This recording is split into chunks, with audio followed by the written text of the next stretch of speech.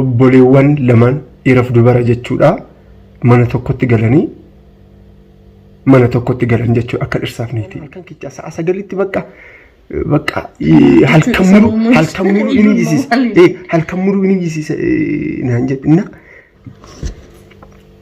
Ashamaa akkam jirtan nama bade jirra jirtanii nagaa jedhin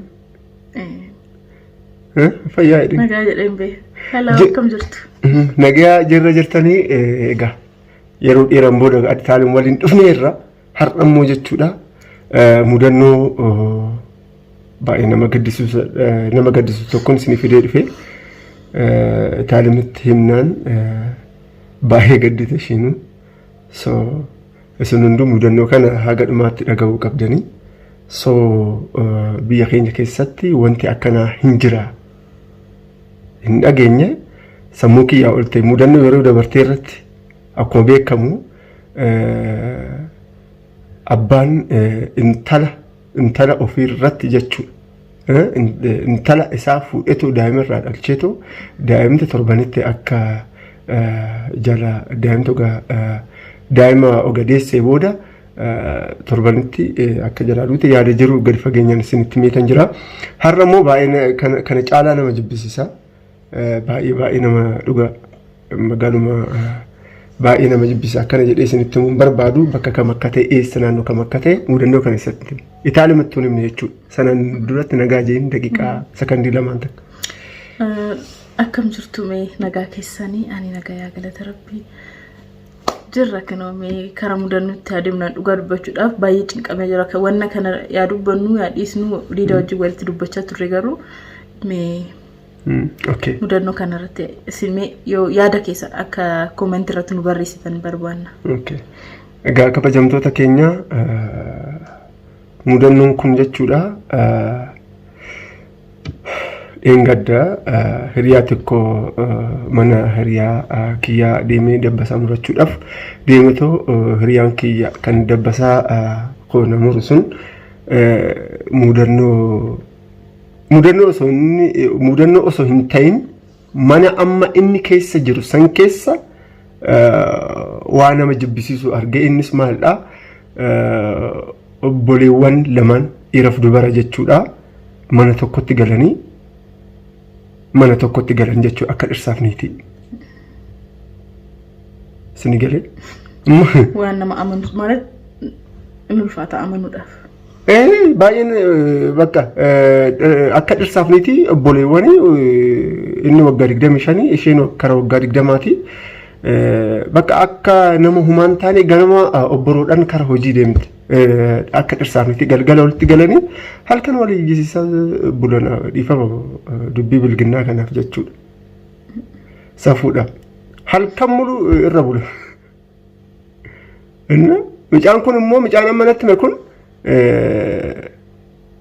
cinaa isaaniitti mana kireeffatee jiraata. So akka dhirsaaf niitii walitti galanii waliin jiraachaa jiran. Mee kana maal jettan kabajamtoota keenya? Itaalin maal jettame? Dubbachuudhaan hin danda'u. Dhugaa dubbachuudhaan wanna akkana. Amanuu illee hin dandeenye. Ani namanne jechuun namni tokko sobaa jedhee na yaada garuu immoo yeroo amma itti jirru kanatti garuu wanni kun uumamaa jira. Dhugaa dubbachuudhaan uumamaa jira. Soba ta'uu dhiisuus danda'a. Maal sobaa osoo hin ta'in hiriyaa kiyyaa beekannatti inni lammaffaa dhugumaa kana tanaan dura dhaga'ee jira hin jedhan malee kara kamii karuma naannoo Oromiyaa keessa obboleewwan osoo waliin jiraachaa jiranuu isaan waggaa 5 waggaa 6 booda akka obboleettii isaa akka fuudhee akka wajjin jiraatu namatu itti mee sanaan booda inni hin beeku daa'imas gidduudhaan uumamneeyyu haga ammaata turee jira hin beektati maqaa isaa dubbachuun barbaadu sanaan booda obboleettii teetti fuutee mana jedheeni mucaan tokko yoo ittimu akka deebi'eetu jechuudha addaan hin bahu jedheen kun hubannoo biraati si galee soo addaan hin bahu jeeni qabeenya guddaa qabanii garuu hin beekan garuu daa'iman dhalfan haga ammaatti daa'iman deenye waaqni hin kennu yaa'u wanni hin jaalatamne I don't know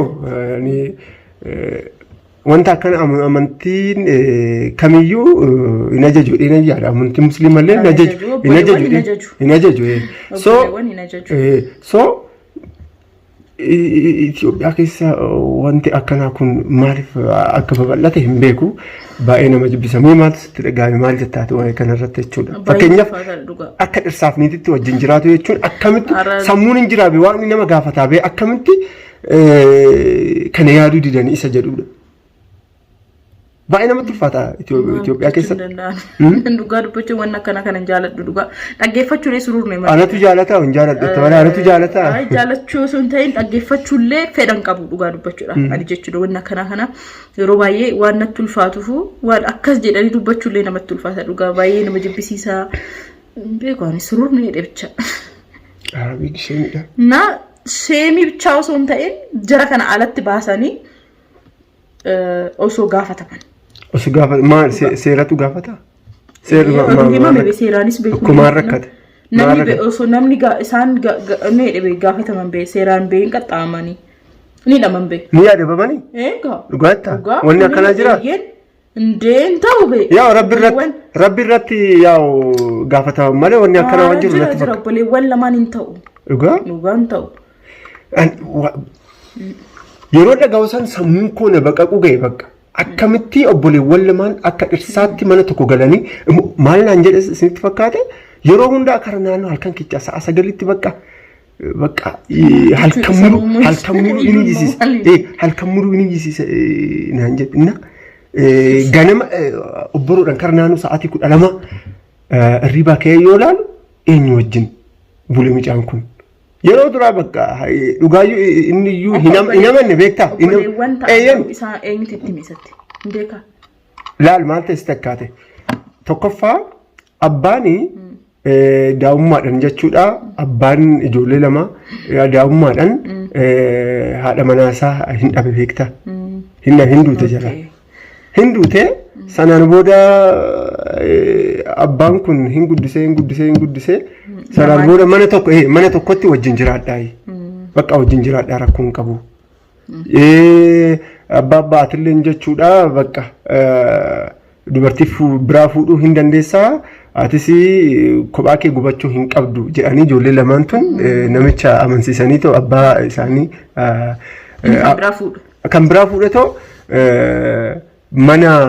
manni kaaree 400 irratti kan ijaarame beektaa. Innaa bakka abbaan uumaa wanta shakke takka hin jiru beektaa. Akkamitti shakka? Hin shakkine. Mucaan kun immoo isaan cinaatti kan mana kireeffate. Mana kiraa baay'eetu jira. Achi keessa. Ollaa isaantu bakka sitti hime jechuudha. Eeyyen. Sababa daa'ummaadhaan wajjin guddatanii wajjin bakka wal bira wajjin guddatanii sanaan booda tokko waggaa akkuma isin jedhe sanaan booda wajjin jiraachuu jalqabe mana tokko keessatti sanaan booda hin dogoggoranii wanta akkana biigsheedha. Jechuun dogoggora jechuun maal jechuudha? Obboleewwan lamaan dogoggora jechuun akkamitti dogoggora? Akkamitti itti mul'atti obboleettiin isaa? Ani kanan beeku sammuutu na jeeqame dhugaa. Akkamitti obboleettiiwwan lamaan akkamitti akkana ta'uu danda'eedha. This is big shame. Dhugaa. Kurnoodha jecha wayyoo ulfaataadha. Ani waan akkana irratti ani jechuun akkana jechuullee hin danda'u. Mee isin maal jettanii wanni akkana jiramu waan isin beektan jiramu. Bakka wanti uumamuudha. Bakka wanti akkanaa kun ani. Garuu yeroo baay'ee hin uumamu wanni akkana jedhee yaadani. Waan uumamu iyyuu natti fakkaata. Yoon dhagawaan soban jedheen dhugaa. Soba natti fakkaatenna.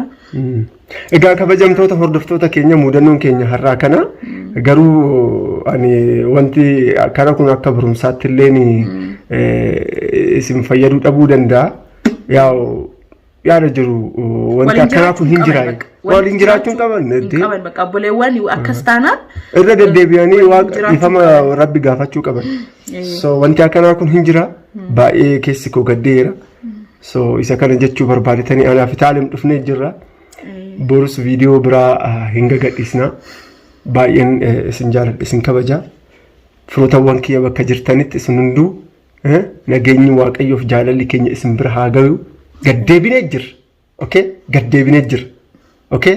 Horaa bulaa. Nagaan naa jedhaa baay'een isin jaaladha isin kabaja. Warreen chaanaalii kana haaraa taatan isin hunduu subscribe share godhaa.